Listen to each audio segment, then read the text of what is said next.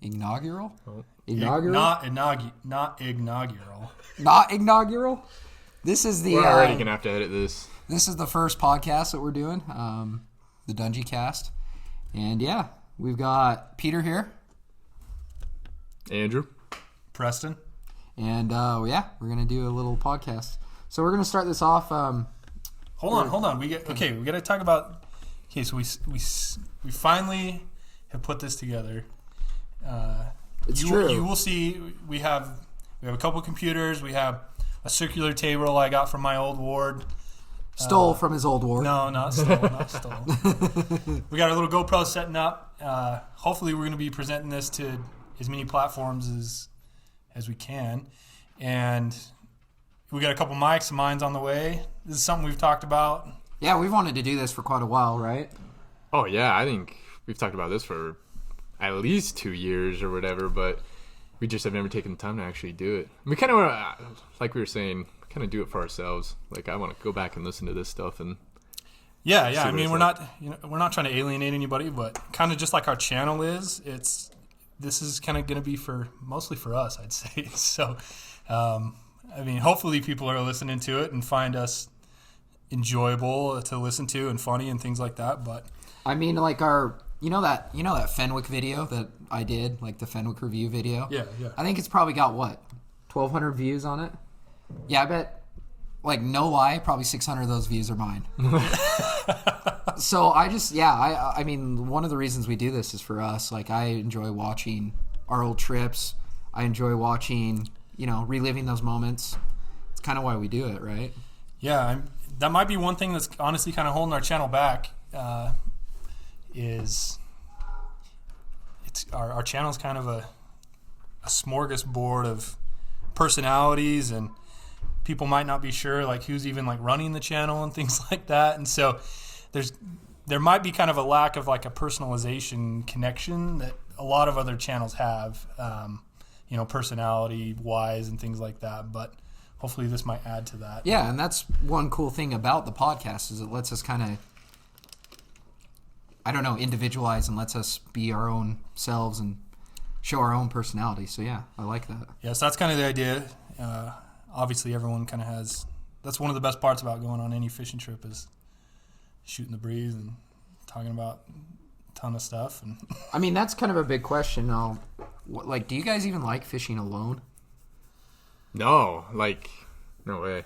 See, I mean, sometimes it kind of depends. Like, if you're going out for like an evening fish, yeah, sure, I don't mind doing that or whatever. But it is fun to like fish with everybody else because you can sit there and make fun of everyone else. I definitely wouldn't want to do like a long trip or anything by myself. Yeah. Yeah, That'd just be kind of weird, I think. Right. I mean, I'm the same way. I really don't like fishing alone. I mean, there are positives to it. That's true. Like, you can kind of focus on getting better yourself and stuff like that. But ultimately, like, fishing is fishing with the boys, and that's kind of like what I like to do for sure. So, just a quick question and like something to kind of open this up a little bit is like, for also people that don't know, I mean, a lot of people probably are wondering like, who are the Dungies? Like, what is that? It's kind of a weird name, right? Yep. Yeah, you should almost leave it there because the story behind the whole Dungee, getting the name Dungee, is not great. It's not great. I'm sure there's people out there like I guarantee there's people out there who think that's like our last name. Right. Yeah. They obviously refer to us as that, and that's fine or whatever. But like a Dungee, like I don't know, maybe it's kind of morphed into like a Dungee is just kind of like an over-enveloping good fisherman type person. I don't know. It's not necessarily like one singular thing, but what was that? What was that story from Lake Powell? Like, didn't some guy like drive up to us and go, "Are you those Dungee boys?" Like, oh yeah, that's happened multiple times. Yeah. I think. I mean, they always see us there and they're like, "Oh, it's Dungee fishing or whatever." But yeah, I don't think we've ever told anyone like how we really got the name Dungee Bandits or whatever. So that's the actual full name. The original name was the Dungee Bandits. Yeah. So this is it is. That's what it is. I mean, it was probably like 10 years ago, at Yeah, least. it's been about 10 years ago now. I mean, it was right when I got home from my mission, so it's like 10, 11 years. Yeah. 10, 11 years ago. Yeah. Okay, so yeah, I guess we wanted to start kind of at the beginning and kind of give everybody kind of direction on kind of who we are. And I mean, we're like kind of our description on YouTube says. We're a group of family and friends and who just love to fish and be in the outdoors. And so we've just kind of applied that name, Dungee, to our channel or whatever. So the story of where we got that, and by we I mean, so yeah, it's probably 10 originally wasn't it you, Andrew, and Bill, right? No. Well, yeah, okay, yeah, I mean Okay. that's I guess that's like the essential group, Yeah. the first original three. Who was there that night watching TV? Okay, That's so the question. yeah, Yeah, let's just get to the story.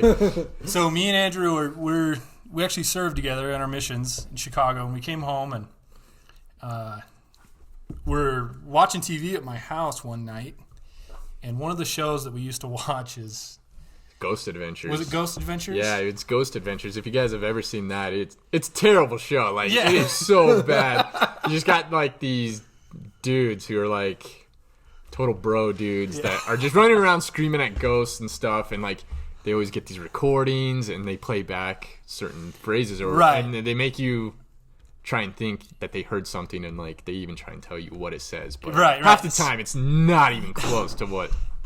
Right, so it's an episode. They're on this site, some haunted place or whatever, and I think they call it an EVP. Yeah. So they're using like a recording device, and they ask a ghost questions or whatever. Yeah.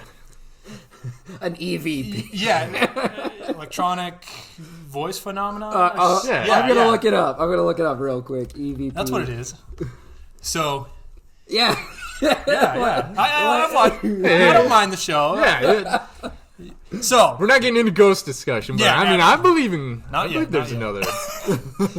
So they're asking this ghost questions, and anyway, they get to they're like, all right. So they'll record a ghost, and then they'll be like, okay, listen to what this ghost says. And generally, like they'll do it kind of in live time. They'll listen, and they'll be like, oh my gosh, no.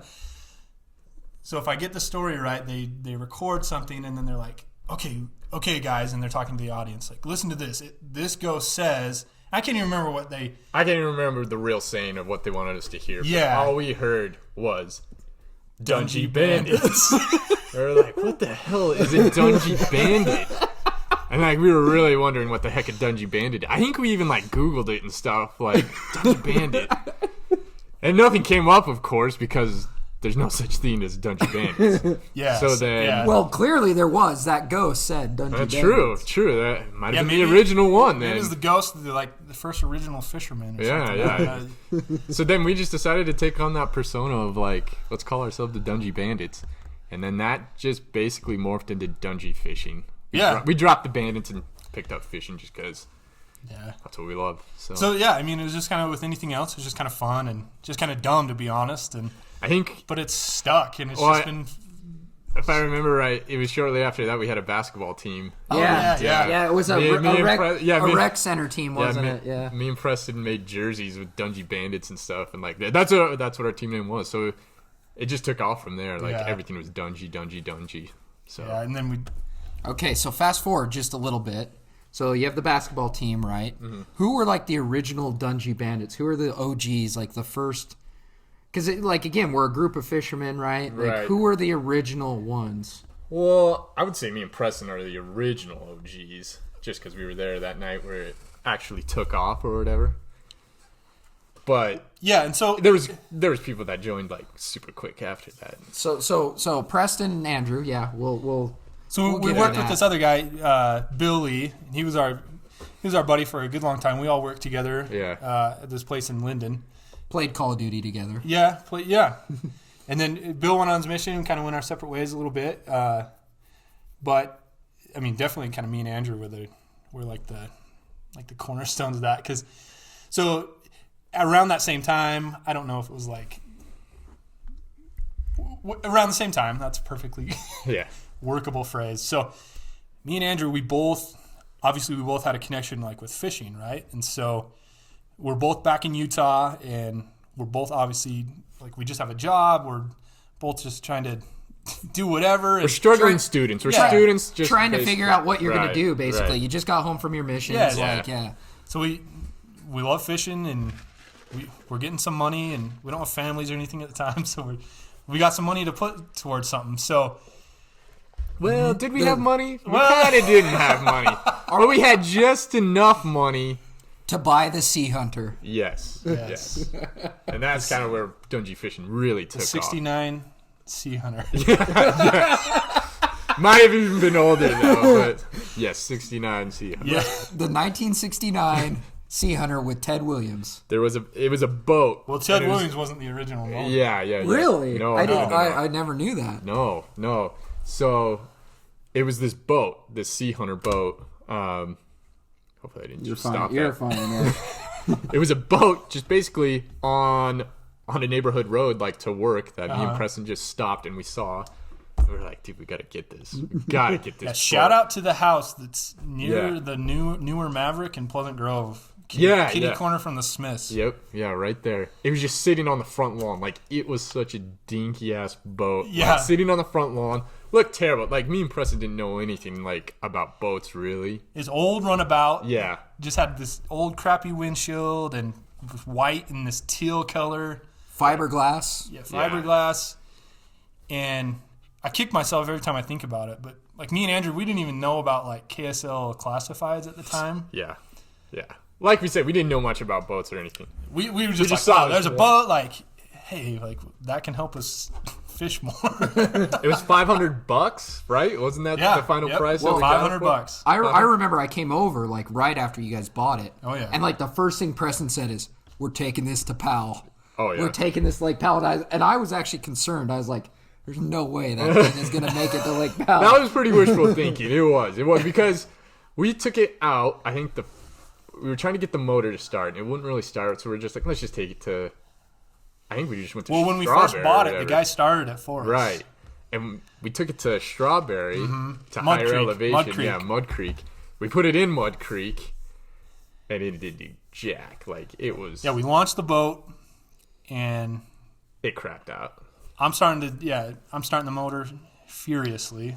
Trying to start the motor. Won't start. We pull the motor back out. Andrew's trying to start it. Finally, we just take the original motor off and we throw it down, like, on the ramp. We just threw it on the Mud Creek ramp. We just left the motor there. And then we went out. I think we just kind of floated out there. Just because we wanted to fish around Mud Creek. So I think we just had it oars. Yeah. We just threw in some paddles. Of course, you had to have some or whatever. Yep. We just fished Mud Creek. And that was the first. Fish Mud Creek there, fish it back. And that was kind of the beginning of Dungee Fishing. So that was the maiden voyage of Betty. Yeah. Hopefully we can scrounge up a. I know some of you out there, some of the longtime fans have seen at least pictures of Betty. It was the first boat that teal, like a aqua teal. I don't know how you describe the color. It was like it was different. So that's why. So in our logo, like on our page and Instagram and stuff, that's why our color is teal. Because Betty was the original teal, and that's also why. You guys will see like the DB in the middle of our logo, and that's just a Dungee Bandits. Yeah. So back to the original. Yeah.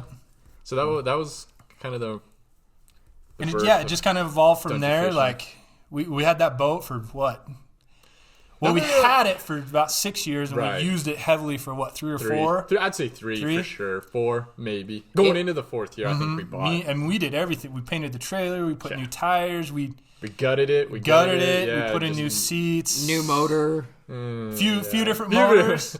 At one point, we had that thing clicking. We had like we finally wasn't it wised 7? up? Finally wised up. Maybe let's save Ted. That might be good for a different podcast. Okay, a full podcast. That might be a Ted Williams? nightmare. Nightmare fishing scenarios with Ted Williams. So the first boat that Dungee Fishing had was just this little old 60s runabout. Yeah, 1969. We caught a lot of fish out of that boat. That boat saw the very first boil trip.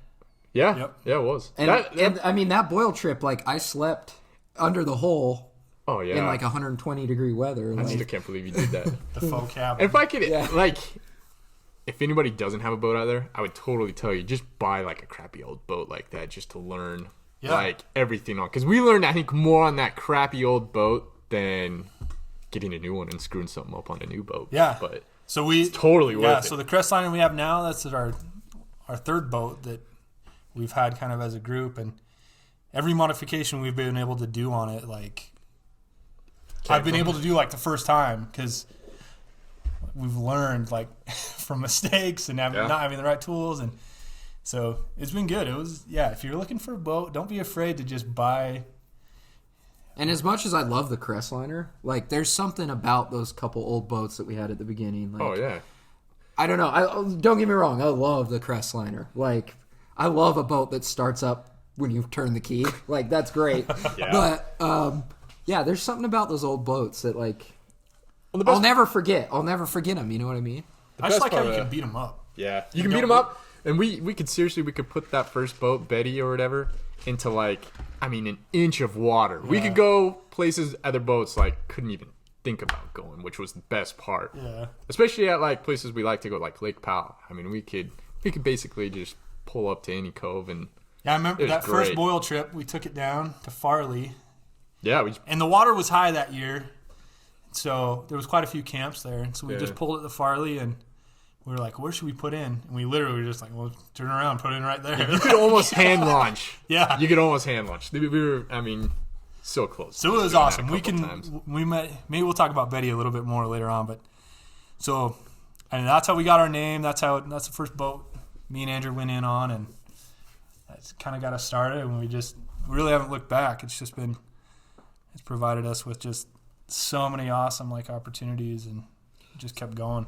So most of you guys know us from, like, the YouTube channel, right? And we have our YouTube channel, and we talked about, like, we only do it really for us. We'll go back and watching it. How did we really start making videos? Like, what was the process of that? We were talking about this the other day, and it's actually, we have a lot to owe to Bill for that, right? Yeah. We might be getting too much into Bill. Like. No, but well, I mean, Bill's an OG. He was one of the first ones. Yeah. Like, and honestly, like, credit where credit's due. Like, yeah, he might be one of the 5 listeners that listen to this. And so shout out to you, Bill, if you're watching or listening. But I mean, in reality, like, Bill's kind of the reason we started doing videos. Well, okay, so we first started doing trips and stuff, at least together, like, in 10 years ago, let's just say 10, 11 years ago. Yeah, we didn't care about filming or anything like that, and mostly pictures. We would just take pictures. Yeah, we just do pictures, and of course, just like everything else, it kind of evolved. Oh man, we missed some good trips. Not video wise, and yet we had, like, a really good Pine View trip where we caught muskie. And then we missed Andrew. Andrew caught, like, a 14, almost 15-pound cutthroat. Yeah, on strawberry. On Betty before we were filming. Which to this day is the largest cutthroat I've ever seen caught out of there. Yeah, that was big. Yeah, as far as us fishing, though. I mean, of people I know. Yeah. Like, it was a big one. People always talk about strawberry, and I always show them that picture, and they're always like, what? Yeah, it was a big fish. That was a big fish. Yeah, we didn't video that one. It's just a picture. I think it's just somewhere. I think you have it, probably. We'll pull up that picture for you guys, maybe. But, just like with anything else, it kind of evolved. And so I think where you're trying to bring Bill in is, so me, Peter, and Bill, we went down to Big Powell one time. And I think, so Bill had, like, this.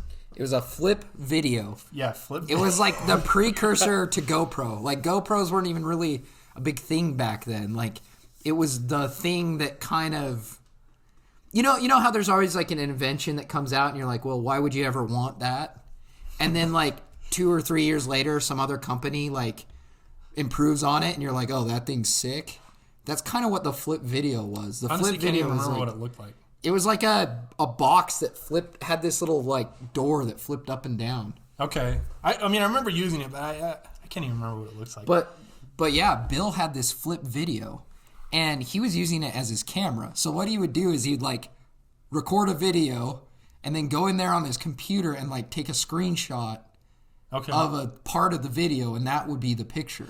And I remember like on that trip, so like I'd be catching a fish up front, and Bill would like be filming it, or you would be filming it, or vice versa, and then we would just like we don't even have any intention.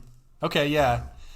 Oh yeah. I remember Bill having that. Yeah. We didn't even have any intention, I don't think, of like making a video or anything. We didn't even know what YouTube was at that time. Still, I don't think. And so we would just still use it almost as just a video on a camera. We weren't trying to make a video or anything. So like, Yeah. I just remember like watching myself. Oh, like a minute worth of me reeling in a fish or something. They're like, oh yeah, that's cool. And that was awesome. And right about the same time too, I had just bought I think it was a Canon Rebel T2i. I was really big into like skiing, and I wanted to make like ski videos and stuff like that. So I just bought a camera that like had really good like video potential.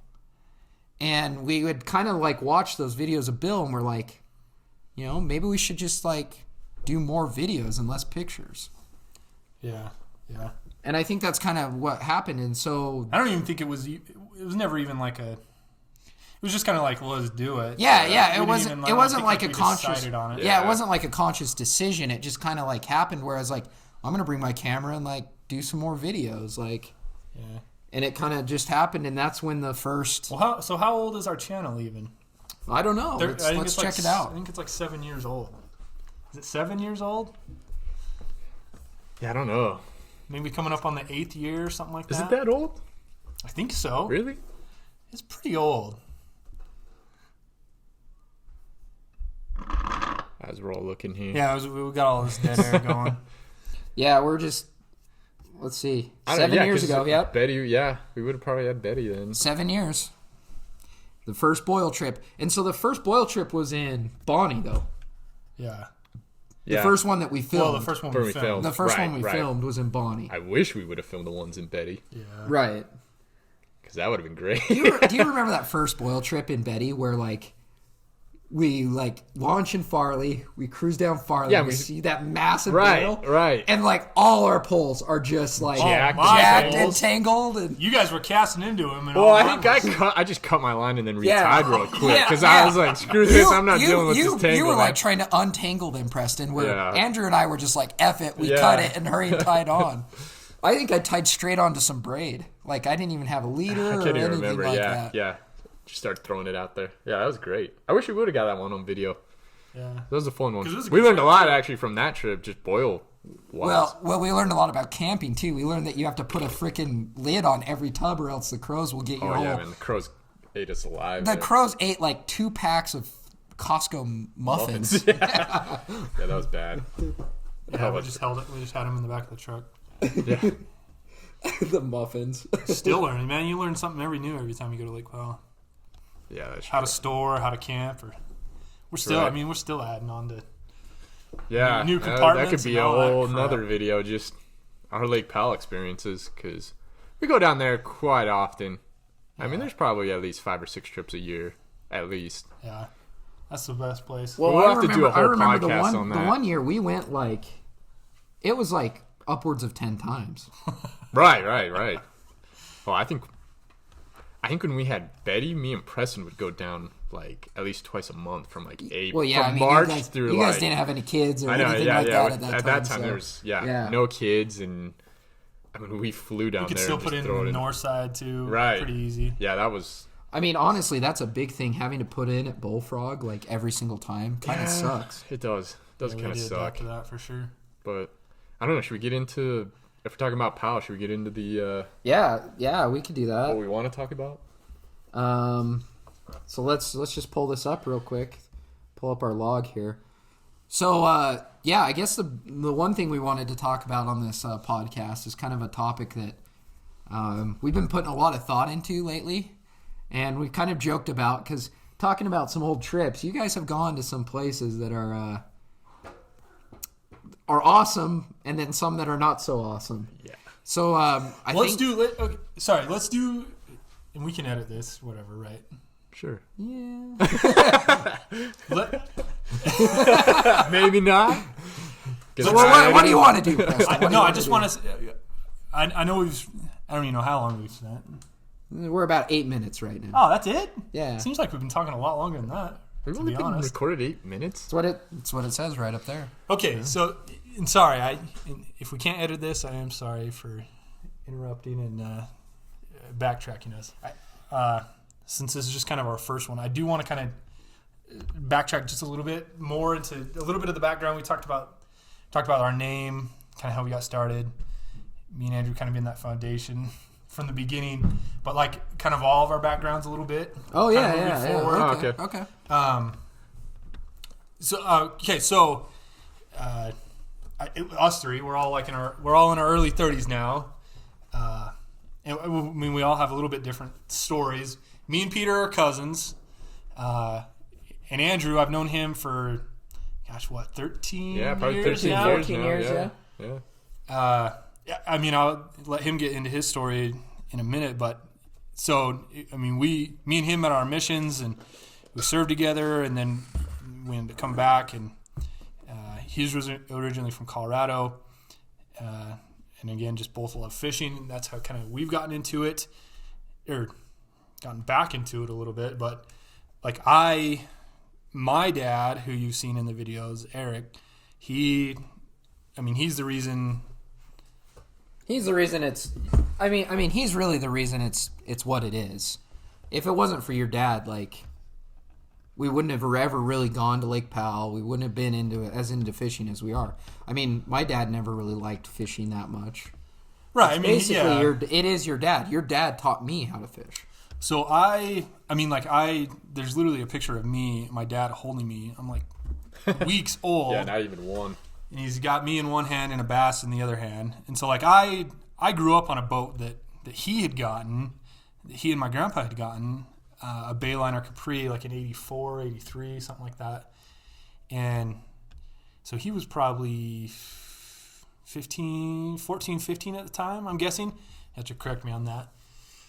And so he was the first one to really start to get like into the bass fishing. And so I grew up kind of on that boat, and kind of like Nixon is now. Like I grew up going on the boat, loving going to Lake Powell, especially. And so we've just kind of continued that on. We had that boat probably up until, probably I was like 9th, 10th grade maybe. And then, things got in the way, busy, etc., whatever. So until I got back from my mission in end of 2008, like I went personally without a boat for maybe 7 years, something like that. So I did kind of have a gap there a little bit. Well, I mean, it's not like you stopped fishing, though. Yeah. I mean, in a way, I definitely still try to do it as much as I could. But as far as just kind of like the boat goes, and so I just love growing up on a boat and fishing that way, and definitely looking forward to Lake Powell all the time, and obviously doing other fishing too. But that's kind of where it's always kind of been with me, is I guess what I'm trying to say. And so it's always been there, kind of that background and that that foundation for fishing. So I mean, that's kind of my story. Yeah, I mean, like Preston said, we're cousins, so I always grew up going with Preston. I know you guys went a lot more. I would go maybe once or twice a year with you guys, but they'd go a lot more. But yeah, I always grew up going to, with Grandpa and Uncle Eric. My dad would go too. Yeah, and I'd always go. But I don't think I started liking fishing until I was a lot older. It hasn't been since basically getting home from my mission.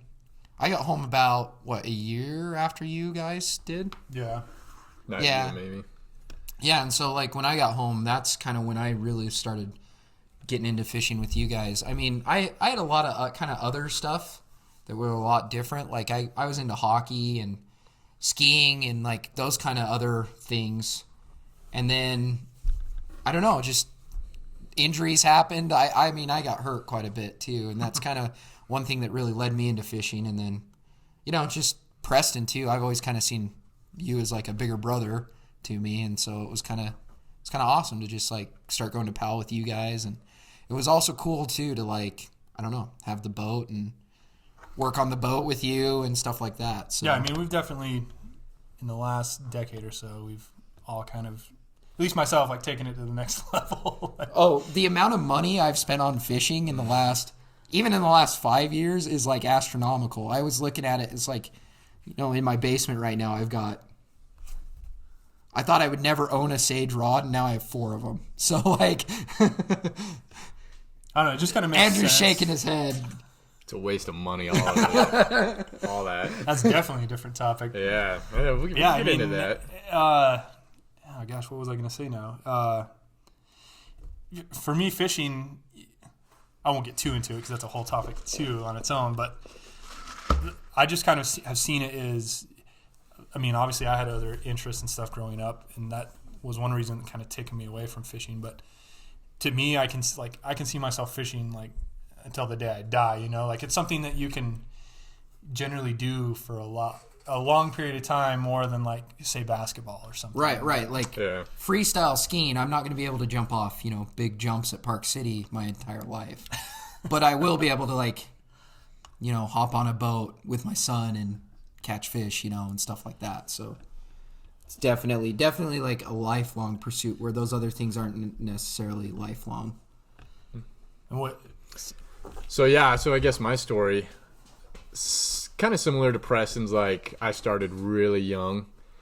I mean, we have pictures of me like 1, 2 years old, just fishing for like little sunfish in neighborhood ponds and stuff like that. But for me, I kind of cut my teeth on streams and rivers. Like we never had a boat growing up or anything. So me and my dad we'd go to all these local rivers and streams in Denver. You grew up, yeah. I grew up in Colorado. Utah, yeah. No, I'm from Colorado, so I mean, I know definitely a lot about fishing in Colorado, and I kind of never stopped. Like even when I was playing sports and stuff, like man, I loved fishing. So like whenever I found time or something, I remember when I turned 16, like I go at least once a week to any local stream or river and just fish. And it was great. Like the moment I turned 16 was awesome, but that's kind of where I cut my teeth is in Denver on the streams and rivers. Like I said, I didn't have a boat until after the mission when we got Betty or whatever, and yeah, that was great. It was great. It was a whole different experience fishing from a boat than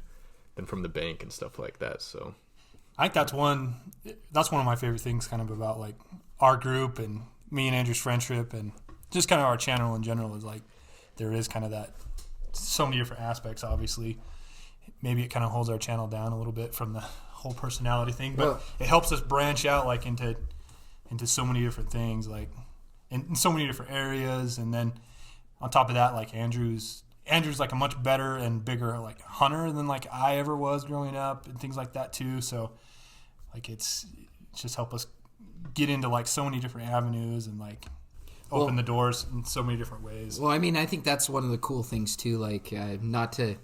We've one of our buddies, Spencer, he hates this movie, but like A River Runs Through It. It's like those two brothers couldn't have been more different, right? But like fishing was the one thing that like kind of kept them together, and that's kind of something I see here is like, we're pretty different people, but like fishing's kind of been like a thing that's like really, I don't know, brought us all together.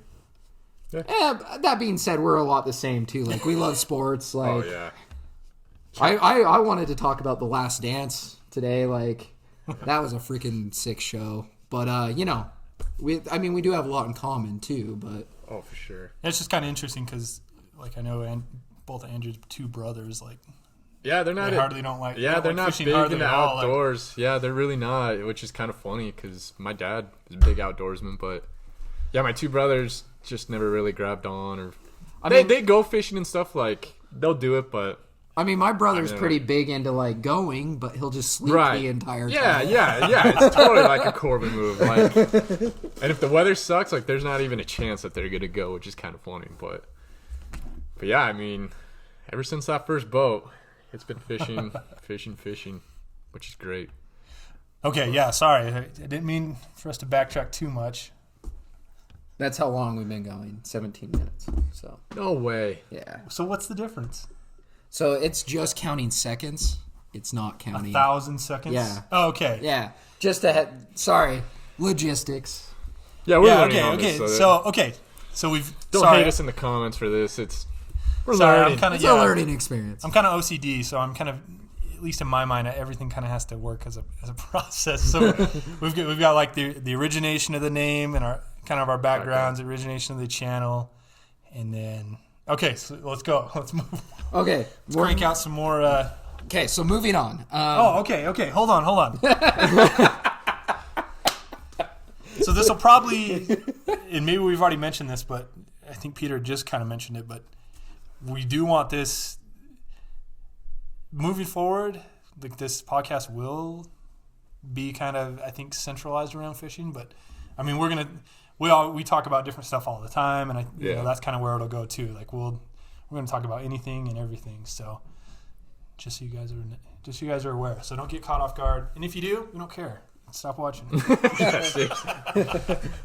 Okay. Honestly, if you've made it this far, we're pretty impressed. We're pretty impressed, and we're not worried about you. So, but you're gonna put timestamps and stuff in here, right? Like, I think that'd be probably the best way to do it. So if they do want to skip to this next part, we're gonna kind of go through our top 3 places to fish in Utah and our bottom 3 places to fish in Utah. In Utah. I thought this was everywhere. Like our top. Well, do you want to do everywhere, or do you want to do Utah? I mean, it would have to be a place that we've already fished before. Right. Like, it can't be like, the Seychelles, because of course, I want to fish We've this. actually had to catch it. Yeah. Right. Right. This has to be a personal experience. Let's stick to Utah for right now.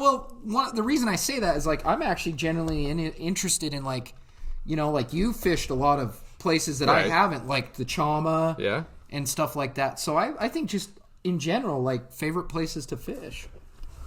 We could do that. I mean, gives it a little more diverse feel, because that changes my list then. Wait, what's the argument? Like, should we do it everywhere or just Utah places? Because we are. I mean, we're mainly Utah anyway. Yeah, we're mainly Utah. So let's go Utah, and then we can talk about places after. Okay, we could do a whole show about Colorado, right? Oh yeah. I could talk about a lot of places in Colorado, but okay, yeah. Let's just do Utah then. Okay. Who wants to start? Or should we go top 3 first? We'll go top 3. Yeah, and then we'll go our top 3 least favorite places to fish after that. Right. Okay, you started off, Andrew. Okay. I'm anxious to hear what you have to say. I kind of have a feeling we're gonna match on some of these because we fish together a lot, so we might match on a lot. And it's really hard to beat Lake Powell. Well, that's not my number one. It's not my number one, but it's in my top 3. It's gonna be in all your top 3s, of course. All right, so number 3, I'll start for me, is I'm just going to say Uintas. Like anywhere in the Uintas. I love hiking to the lakes. I love the streams. I almost prefer the streams sometimes. Like, I don't know why. But yeah, I mean, depending on the day or the time, like... You're going to find fish in the Uintas no matter where you go. I mean, there's going to be lakes that are just crowded and like elbow to elbow, basically, you know, but like Mirror Lake and stuff like that. But if you get away from the people, dude, you're gonna find good fish. It's always, no matter what. That's got to be one of the reasons it's in the top 3s. Right. You can find fish no matter what. Yeah, you're gonna catch fish. Yeah, and it's fun. I always tell people, like, if they're like wanting to get their kid their first fish, it's like go to the Uintas. Oh yeah, go to the Uintas. Anywhere up there. I mean, I've driven up to, like, if anybody knows where, like, Moosehorn and stuff is, kind of at the top of Bald Mountain there or whatever. Yeah, just on the Mirror Lake Highway. Dude, the stream is great. And I think I've seen maybe a handful of other people ever fishing it. The stream up, I mean, it's great. Yeah. You can find hole after hole in there. You can throw anything, too. Like, it doesn't matter. You can fly fish, They're not bait picky. fish. It can handle pressure. Right. I mean, the size or whatever you're not going to catch. I mean, you're looking at a big fish, 12 inches out of there. You might be surprised by something, but definitely Uintas number 3 for me. The other positive with Uintas is just the backpacking. Like, you get a whole different, like, camping experience with your fishing usually. Right. So, like, if you're, like, hiking deep into those deep lakes, like, that's pretty sick. Right. That's pretty, and it's really fun. Yeah. So that's number 3 on my list. Okay. We'll save it in case anymore in case somebody else has some. Number 2, I'm going with spring fishing at Lake Powell. Okay. So spring. So we're qualifying spring. Yeah, right? there's a lot of time spring. Yeah, there's a lot of different seasons at Lake Powell for those of you who have fished Lake Powell. But spring fishing, when the bass fishing's incredible, the walleye are feeding, like, I don't think you can really beat that as far as bass fishing. Spring, like, we're talking late April, Sadly, it sucked this year because we missed it because of the coronavirus. They shut Lake Powell down, so I think we missed it by a couple weeks. Yeah, I really do. About 10 days, 10 to 14 days. So, I mean, we still did really well, but yeah, number 2 on my list is spring Lake Powell. You kind of knew what you were missing this year. Yeah. It wasn't every cast, but it was close enough on some. And then number 1 is Strawberry Reservoir for me. Yeah, any time, just period? Well, I'd go fall. Yeah. Fall's when you're going to get the big cutthroats that are cruising. The way we fish it, we kind of fish it different. I feel like we fish it different than a lot of people. Yeah, we fish it way different than most people. We fish from the boat, and we like to cast towards shore with usually a white tube jig or something similar to that. And we target the weed beds. Where I feel like a lot of people a lot of people troll strawberry. We kind of joke about it like Pop Gear trolling. Yeah, that's pretty much like the strawberry. Well, I've done Pop Gear. I mean, I'm not afraid to admit that. But yeah, that's what works. Yeah, we do just a tube jig from the boat, cast towards shore. A little bit of bass fish. Yeah, it's almost like you're bass fishing strawberry. But yeah, I mean, oh man, the fish you catch up there in the fall is just incredible. What I like about that is it's almost because you can sight fish too. Yeah, that's what I was just gonna say. You get those evenings up there, which is very rare, where the wind isn't actually blowing you off the lake, and you can see them just surfacing everywhere, and you can just cast towards them, and boom. Yeah, I mean you're on in just a couple jigs. So. Well, that's one thing I really love about it too. In the fall, as opposed to the spring or something, is you can fly fish too. Yeah. Nobody needs me to listen to that crap, but there's still grasshoppers, so you can throw a grasshopper close to the bank. Yeah, you can throw mice. That's something Preston and I have done recently. That's been way fun. So yeah, there's a lot. It's a lot easier to do different things that time of year. Right. So strawberry's my number 1. I mean, it's a great fishery. They do great. It's a good list. But yeah, that's my top 3. I like it. Okay, I think we'll save Preston for last because I think he's probably got the most interesting list. I don't know. Out of top 3, I bet you it's pretty similar. It's probably pretty similar. The problem I have with telling my top 3 is I like fly fishing a lot. So and some of the places that are truly in my top 3, I'm not sure I really want to say. Because they're small. Don't be that typical fly fisherman crap. Oh, and this is what I can't stand about fly fishing. I don't want to give up my. But they're smaller streams that really can't handle the pressure. There's a couple. Okay, I'll admit for you, there's a couple places like that. I would agree. So I'm gonna say my number 3 is just northeastern Utah. Okay. There's a few streams up there. There's the Green River. Right. I'm just gonna stick with that. Just outside of Vernal, that whole area. Right. Yeah. That's probably my third favorite place to fish. There's a place Preston and we have a video on our YouTube channel. If you figured out where it's at, you can. That's cool. But there's a place Preston and I have gone a couple times. Just kind of right there on the Utah-Colorado border. Right outside of Vernal, that's my number 3. I really like that stream, and it's a really good fly fishing stream. You get cicada hatches. Honestly, you could probably say it. I don't think a lot of people are going to drive out to Vernal. Okay. And hold on, you could. And you got a video of it. You got a video. But we don't say where it's at. Oh, you don't? No, it's not even in the title? It's not in the title. Oh, wow. No. You guys. They'll figure it out. You guys fly fishermen, man. But yeah, I mean, the clue I given up on the Colorado border. Yeah, that's pretty. Close. It's pretty you could figure it. It's fly fish only though, isn't it? No, you can spinners. I think it's artificial only. Yeah, but we ran into a guy last time. He was throwing trebles. Are you allowed to do trebles? Yeah, you can do trebles. Spinners and stuff. I mean, let's be honest. The amount of fish in there is ridiculous. Yeah, and it's got a constant feeding source of fish. Yeah. New fish. What's the size you catch rainbows. It's the rainbows are 14 to 16. What's top? Oh, yeah. 18 to 20. 18 to 20 inch There's pounds. some decent fish in there for sure. Yeah. The thing I really like about it is on average it's better than most places. Right. It's even the Provo. You go to the Provo, you'll catch for the size of the river, right? You're talking about. Yeah. Well, even the Provo, which is a much larger river, yeah, you might catch 120 plus. but everything else usually, in my experience, has been dinks. Yeah. Whereas there, you don't really catch a dink. Everything's around 14 to 16. So that's my number 3. I'd say my number 2, oddly, is going to be Jordanelle Reservoir. I love Jordanelle. The reason I love Jordanelle is there's just like, anytime we go, there's an opportunity for something different. Yeah. It's like you can go right now and we'd clean up on smallmouth. Yeah. You know, a couple of months ago, we were catching really big browns there. But Jordanelle's got everything in it. We're talking every fish imaginable. Yeah, it's got wiper, it's got muskie. It's got muskie, trout. We're talking everything. It's salmon. Dude, there was people fishing for kokanee. Yeah, it's got freaking salmon. A couple months ago. It's crazy. Jordanelle's evolved a lot. 5 years ago, that wouldn't be on any of our top 10 lists. Right, yeah. Yeah, you're right. It's come a long way. The other thing I like is how close it is. You can just cruise up there for an evening and hit betos and hit betos in if anyone at Betos is listening to this, please sponsor shout us. Out to Betos. Please sponsor, man. This segment is sponsored by Betos. I swear we're like only 3 fans of Betos. Our wives hate it. It's terrible. But I love it. It's so good. Delicious. But the other thing about Jordanelle that I like too is just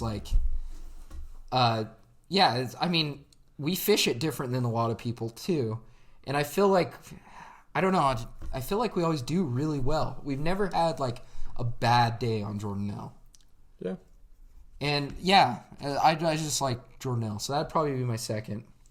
I think my first, I'm gonna have to go with Lake Powell, but I like Lake Powell boils. And the thing I like about boils is it's really so summer Lake Powell, I guess, is what I'm trying to say. July, early August. It's hotter than HE double. But the thing I like about it is it's really you get rewarded for going through hell, basically. That's what I like about it. Sometimes. I don't know. Every time I've gone. That's true. Yeah. Every time Peter's gone, it's been great. Summer Lake Powell, just fishing striper boils. It always seems to be just a good time. I don't know. And it always seems like you're really putting effort forward.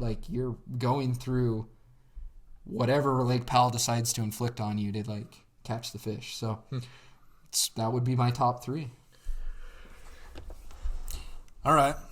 Well, I was gonna say I do love boil season a lot too. That, it is great. When Lake Powell's really boiling. I guess, do we explain what boil?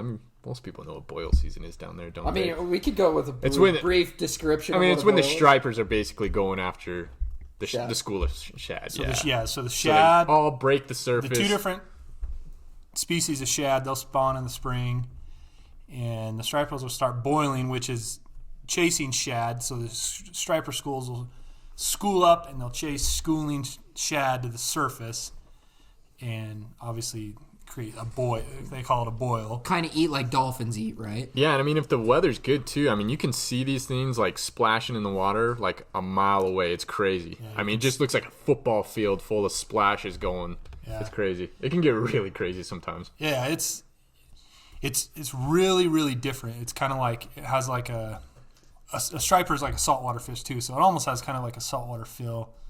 Even though none of us have really it's true. Well, fished the ocean. And it is. It's very visual. You sight fish, kind of like you would see redfish tailing. You see the stripers boiling. You kind of chase up onto them, almost stealthily at times. You try and stalk them. Yeah, it is. It's got a very saltwater feel to it. Yeah. Okay. So I can continue on. So my top 3, I'll change it up just a little bit. I would say probably. I have kind of 4, the top 4, probably pretty interchangeable. And it kind of just depends, probably on the time of year. Me and Andrew were talking about this probably a month ago or so when we were at Jordanelle. Fall strawberry, spring Lake Powell. I think both of those can kind of interchange as the top one. I don't think one's necessarily better than the other if you really had to put a gun to somebody's head. In my head, at least. If you could only fish one place the rest of your life, yeah. But okay, so I'll go 4th, honorable mention, the Uintas. You'll notice probably the common theme. There's a couple common themes with all of our top three. Is like they're amazing places in and of themselves. Like, Right. Yeah. any of our places you could go to, and even if you didn't catch a fish, like they're just awesome places. Like that stream in eastern Utah, like has petroglyphs everywhere. Yeah. Like Lake Powell is basic. Anyone that asks me what Lake Powell is, like I tell them, like take the Grand Canyon, fill it with water. It's the most incredible place you've ever been. Right. You can just, yeah. So I guess, okay, I'll do this. Okay, so 4. No, I'll do this. I'll do 3. I'll do Flaming Gorge. Number 3 is Flaming Gorge. Oh, I like that. Yeah. Cool. And that was one of the places that I kind of grew up on a little bit. Not as much, particularly as like Lake Powell, but definitely frequently enough to like know how awesome it is. And we need to get Andrew there. Actually, Andrew's never been there with us. Hopefully this year. I think this might be the year. It kind of like we're just talking about with seasons. Yeah. Everything just kind of has like kind of a peak season, and Flaming Gorge is kind of peak season, just a little bit later. It's higher elevation, so just kind of hasn't worked out schedule wise. But for me, Flaming Gorge is one of those places. I'd put that as number 3. You have just being there is awesome. Like it's such a cool area. You're a little bit away from everybody. You know, you kind of have to drive to get there. And smallmouth fishing's great. Rainbows are great, and you can catch the occasional. We haven't really targeted max, but you know you can catch the occasional one, even just like bass fishing. So yeah, we don't have a downrigger or anything. Yeah. We've never like really gone after like salmon.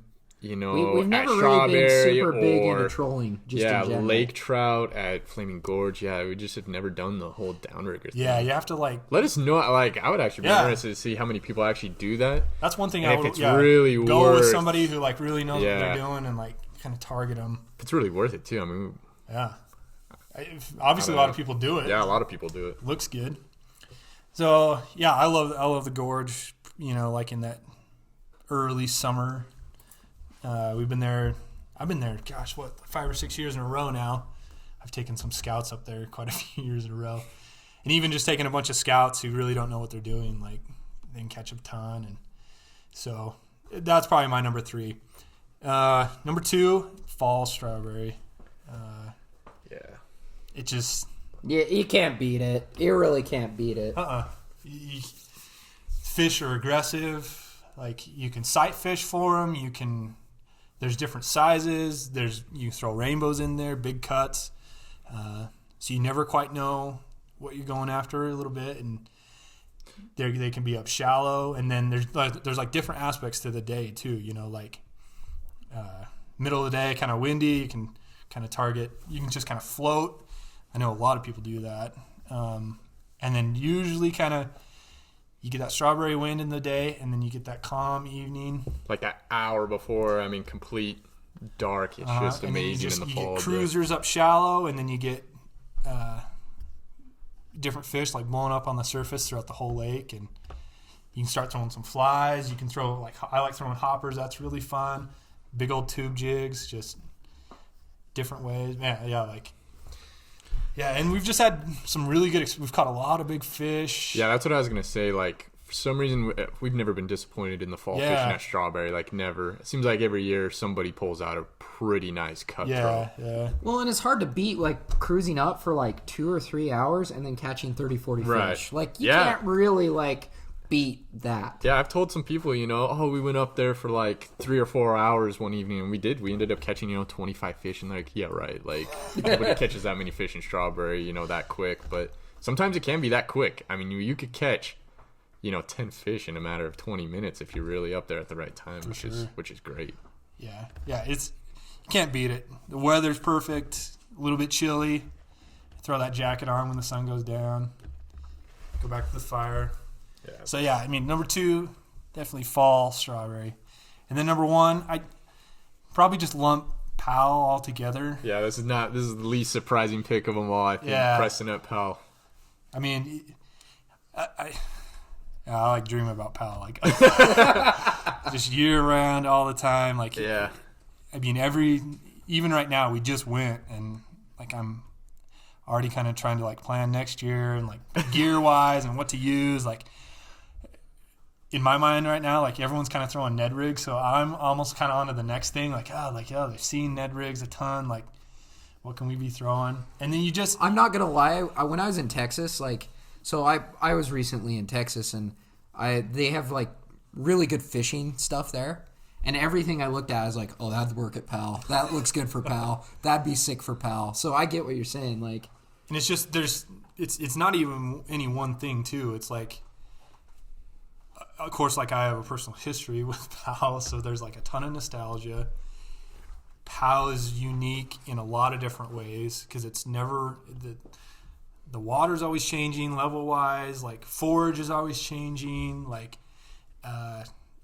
different species are kind of always changing. Like the last few years, like walleye population has been up a ton. Like it didn't always used to be like that. Like stripers are kind of always going through like cycles.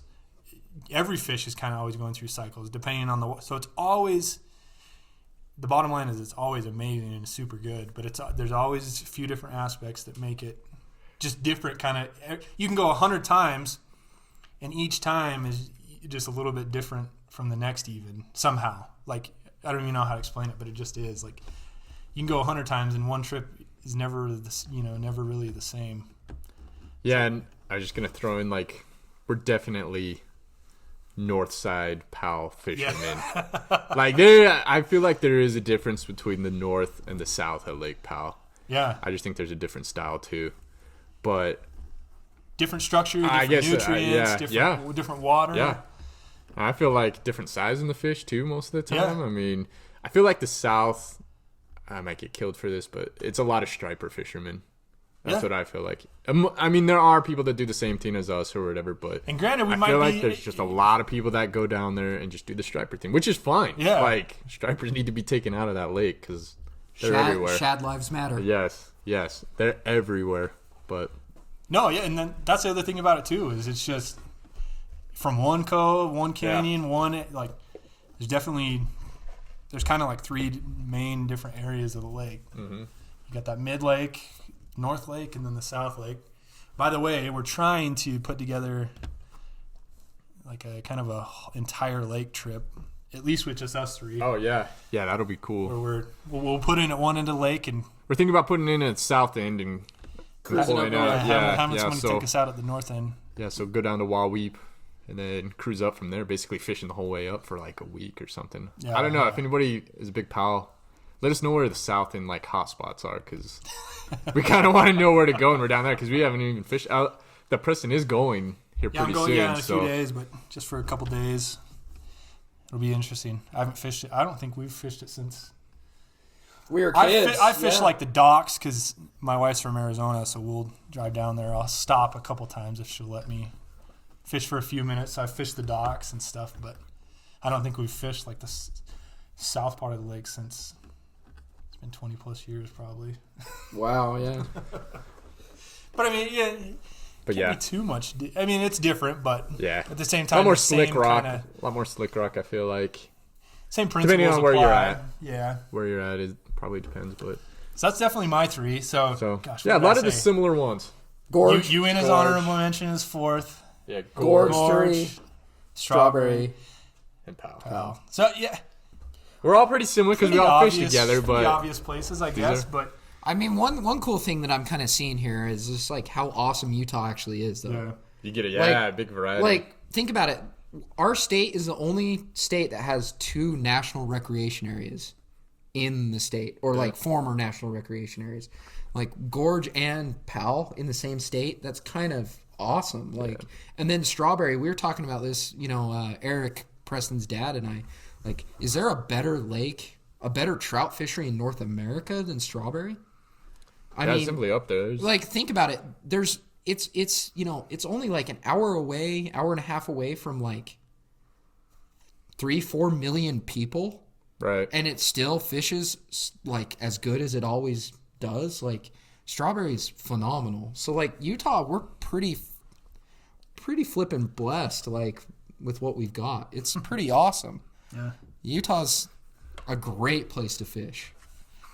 All right, should we do well, Yeah. great in some places, but now we're going to get to the bottom. Yeah, now we're going to go to where it's absolute doo-doo. Yeah. So We'll let Preston start. we're with going to his let bottom. Preston start. Yeah, I know. We'll end on mine. Okay. Again, this is, everyone's got their favorites. Everyone's got their own styles. Don't play PC here. We're going to piss somebody off. Let's just go. No, That's true. Yeah. Some of these might be in the top 3 of some people. Yeah. Who cares? And that's all I'm saying. I'm just kind of putting things in perspective. Like, these 3, some of these might be some people's favorite, and that's perfectly fine. Like, yeah, keep going there because we want to like, save spots at Strawberry. And there's Lake Powell. People have different favorites. People have different favorite species. People go for different reasons. Like, we like. I mean, I'm kind of assuming, I guess, but we all like going, for the most part, going out on a boat, kind of targeting something. Like, to me, to be honest, like, we're big fishermen, but in reality, like, me just sitting on the bank fishing, like, to me, that's kind of boring. Like, and I think that's what a lot of people think. I would say, I'm assuming again in 2, but like, if you were to like kind of poll a lot of people, that was probably the first thing that people would think of, like when they think of fishing. Oh yeah. Power bait is like what most people think of when it comes They to kind of fishing. attribute fishermen to kind of just like, kind of do nothing, like just kind of sit there, wait for, have a good time, just kind of relax, whatever, drink a beer, etc., etc. To me, fishing is like you put in work, like Right. There's effort involved. So you're saying there's lazy fishermen? Or, Yeah. I know what this is prefacing. I know what body of water's coming up here. Okay. So, yeah, let's get. Yeah, let's Okay. say you're. But and these are probably from personal experience. Well, they have They to all be. are from personal Yeah. experience, right? Like, We can't. We can't hate on something we've never Yeah. been to. right? So. Yeah. Okay, go ahead. Start. What's Gosh, number oh 3? my gosh. I was just thinking about my favorite. I can definitely throw out some least favorite. Okay, let's start with number 3, Utah Lake. Yeah. That's And where I knew again- he was going. I knew where he was going. Again. there. Utah Lake sucks. Not only does it suck, I just wouldn't eat the fish there. Like, I've seen like dead cows floating in that lake. Like, it's bad. It's bad. It's It's gross. just a carp alone. Like, Yeah. to me, the only thing Utah Lake's good for is like carp shooting. Yeah. If you're into that, Utah Lake's great. And whatever. I mean, again, this is all just kind of for fun. If you hate us, you hate it. Whatever. If you listen this far, obviously you kind of like us. So maybe you'll think that's funny. But to me, Utah Lake, like, it would be, and to me, the bottom 3 means like you'd almost have to like pay me to go there. Like, I'd still go there maybe, but I am not, like, by choice, I am not going there. So Utah Lake, like, Dude, I'd have to make sure it's always usually crowded. Like, there's generally not a species of fish I would like want to Right. really target in there. And maybe that's on my own stupidity, is because I've seen like nice walleye and stuff come out of there, but Yeah. I just don't want to invest the time and stuff to like go out and try to target them myself. Like, I can go somewhere else and target walleye. Like, that's just kind of more preference. You can go to Lake Powell and Yeah. target walleye. Plus, you don't have to risk hepatitis at Yeah. Lake Powell. I mean, It's- you're at Utah it's Lake. shallow, it's dirty. Make sure you're up on your shots. Yeah. I mean, Utah Lake is kind of it's easy to hate on. I remember the first time we went to Utah Lake. I was a kid, and Eric goes, "Don't bite your line." And I go, "Why?" And he goes, "Trust me, just don't bite your line. You'll get sick." So yeah, that's my first memory of Utah Lake. And I mean, again, people love it, and good for them. That's fine. I remember when I was in a bass group 4 or 5 years ago, maybe now, and there was like a lot of people who were like, "Man, I can't wait till Utah Lake comes back and water level comes up." And so I don't know. Obviously, they've had good experiences there, and I just haven't. Maybe that's just because maybe I'm just not a good Utah Lake fisherman. Okay, so Utah Lake's 3. yeah. Okay. What's your number 2? Oh gosh, number 2, from personal experience, would have to be Willard Bay. Now, a lot of people really like Willard Bay. Yeah, and again, that's fine. I'm not okay. That's a All dead right, horse. what- I'm not beating that. Okay, Yeah. so Willard Bay. Me and Andrew tried to go there once. We had seen some good reports from there. It was early in the year. And so, and this is a while ago. This is probably what? Oh, this 8 is years ago? Yeah, maybe? this is 7, probably 8 the years second ago? year we had Betty, I think. So we're like, yeah, what the heck? Let's. And this is when we were probably even more just kind of throw it to the wind. Yeah. Let's just go. So we went. It was crappy weather. I'll give it that. It was so that super, probably had to deal with I think it. we were one of 2 boats that were actually on the lake that day because it was such crappy weather. Now, I've never been to Willard Bay, but just driving by it, it's like the man-made, crappiest. Oh, yeah. It's like a concrete, right. just. One of the reasons. It's got riprap. It's shallow. it's Yeah, terrible. it just looks like something you'd see in a post-apocalyptic world. Bad. It's bad. Just kind of you seem like you're just kind of out in a field, this extension of Great Salt Lake. Right. Whatever. Again, it's bad. I've seen a lot of good reports. I've seen a lot of good fish come out of there, and that's fine, obviously. But number 2, Willard Bay. These are as far as our experiences. So yeah, Willard Bay number 2. What's your number 1 then? Oh gosh. Because you've gone Utah Lake and Willard Bay. I don't know what. Okay, I got my number 1. Okay, all right. Yuba Reservoir. Yeah, Yuba sucked. Yuba sucked. And again, there's other places I've gone. There was plenty of places I've gone and not even caught a fish. So it's not necessarily even just going and not catching a fish. Kind of on the contrary to the best places where you can just go and not catch a fish and you're enjoying yourself. Yuba's on the opposite end of that spectrum. Again, it's kind of just dirty and shallow. Yeah. It's not it's kind of hard to target as far as structure goes and things like that. At least when we went, the water was lower and it was really low that year, actually, really low. And so it just wasn't. It was blah. So I don't know. It's one of those 1 through 3 interchangeable for me. Yeah. No, that's pretty good bottom 3, I think. So I mean, again, I'd go, but circumstances would have to be pretty dire. I mean, I'll catch a fish, but circumstances would have to be dire for me to go to one of those places again. It's funny because, again, laziness. We talk about laziness. So, my number 3 literally pops into that lazy category. The Lower Provo River. Yeah. Oh man, I don't know. know. We're out on the Lower Provo. You talking right below Deer Creek and stuff like that? Yeah, we're talking about where you drive up and you see about 69 people tubing down the water, and then you see about 469 fishermen. It's ridiculous. The Lower Provo has got to be, which is funny because I really enjoy the Middle Provo. I love fishing Middle Provo. There's quite a few fishermen there too, but yeah, it is different. So yeah, that would have to be mine. And it's just it's kind of what, we have a friend, Spencer, and he always talks about the Provo Vivint Bros. That's where they fish, is the Lower Provo River. So there's that. I think number 2, it's funny because it is literally the lake that drains into the Lower Provo, and it's Deer Creek. I cannot stand Deer Creek. I'm with you. I have never done good there. It's funny. I've never done good there, but we take our buddy Patrick, and he catches 2 4-pound largemouth. It sucks. That lake is literally just taunting me every time I go. Okay, yeah. Hold on. I'm turning 33 this year. Okay, I've probably fished Deer Creek. Oh gosh, 20 to 30 times in my life. I've had 2 good trips there. You've had 2? 2. Wow. That's 2 more than I've ever had. I mean, it's bad. I mean, and every time, you catch a fish or something, I've caught a couple rainbow trout there before. It's, deformed and stuff. Yeah. One of it's, definitely dorsal fins. Yeah, it's just, And, what the gill hell plates, is wrong with all this thing? all the gill plates are never quite formed. Yeah, well. I'm there with you. Deer Creek. Yeah, Deer Creek sucks. And my number 1 is actually kind of, you guys might be surprised, but it's Yankee Meadows Reservoir.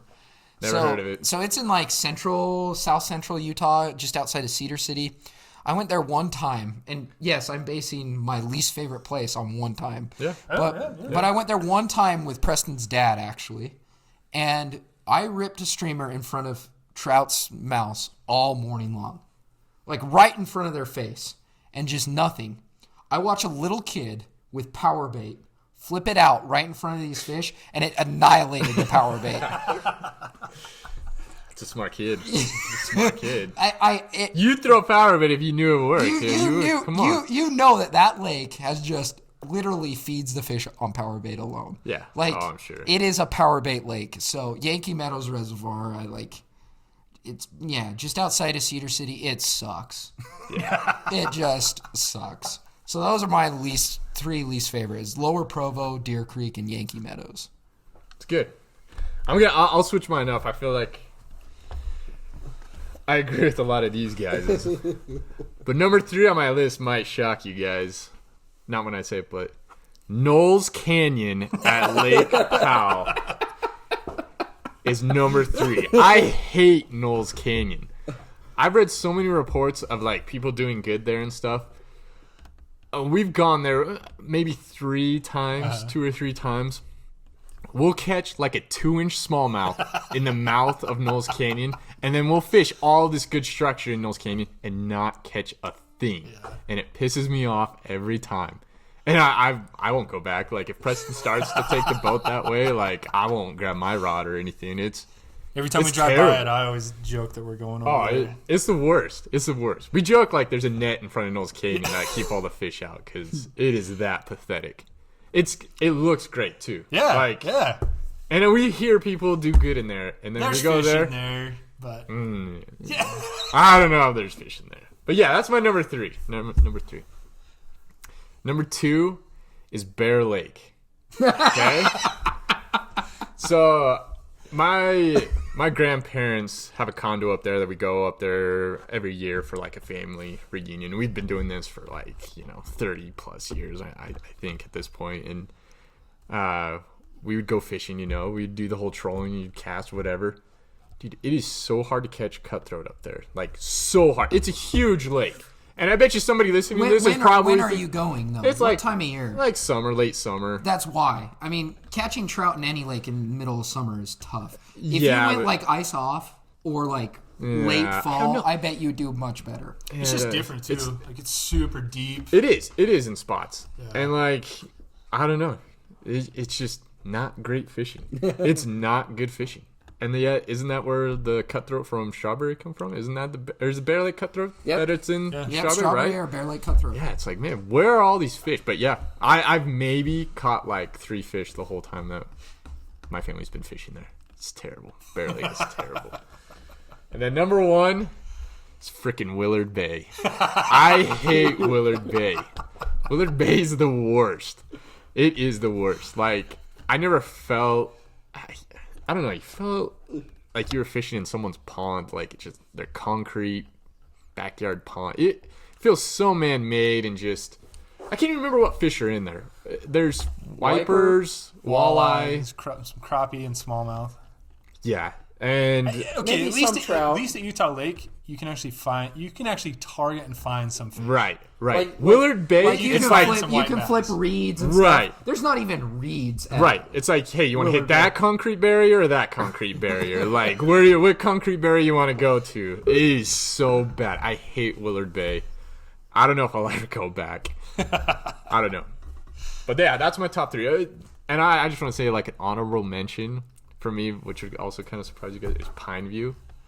Not because of the fishing itself, but for the boat traffic. Oh my gosh. There's nothing worse than fishing with just a ton of boat traffic. And what sucks is Jordanelle can get that way sometimes too. Yeah. But not as bad as Pine View. Pine View is so incredibly bad in the summer. The difference, and I'm going to... Flat out dangerous. Yeah. I'm going to defend Jordanelle here. The difference is most of the people in Jordanelle are just...